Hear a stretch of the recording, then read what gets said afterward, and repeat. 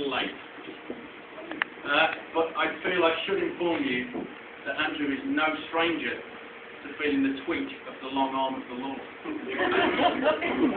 During his rebellious years, he managed to attract the attention of the local constabulary whilst stealing badges from cars.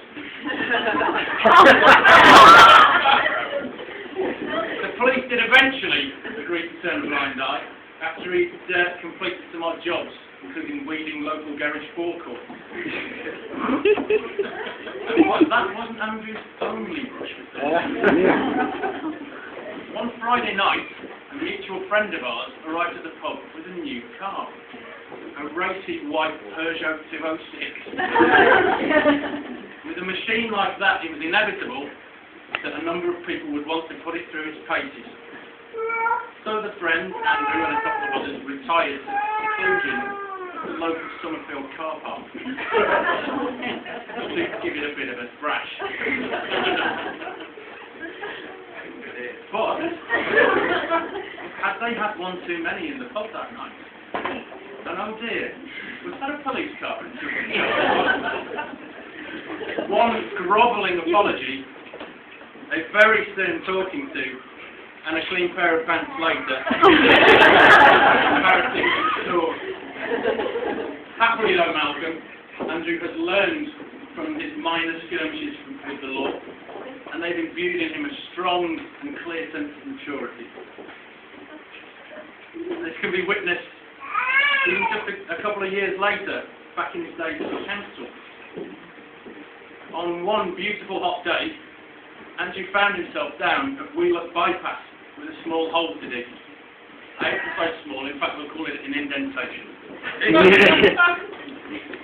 Well, an argument ensued between Andrew and his colleague about who was going to actually perform the digging. It was always Andrew's turn, especially when the sun was shining. It's just not fair. Unfortunately, Andrew was the junior member of the partnership and was overruled. In a classic flamboyant moment of Kevin the teenager-like behaviour, he grabbed the spade and drove it into the ground, unfortunately hitting a submerged and concealed rock, which sent the spade back with some vigour straight into his shin. With a whelp of pain, he launched the spade through the air, narrowly missing his colleague's head by a matter of inches, stormed off back to the van and locked himself in and refused to come out. Oh, how things have changed. It is fair to say that sometimes Andrew is ahead of the game. Back when we were 15 years old, all of his friends were all extremely jealous when Andrew acquired his first car. It was a blue MG sports car that was in something of a state of disrepair, and probably you could argue it was only really held together by the paint. But he and his old man picked it up. It was going to be a father-son refurbishment project, and after the couple of years when they finished doing it up, and Andrew passed his test, he would take ownership.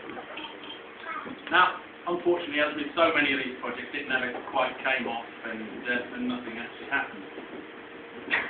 But several weeks ago, whilst doing a bit of research, looking for inspiration for this speech, I actually visited Westbrook Road, the scene of the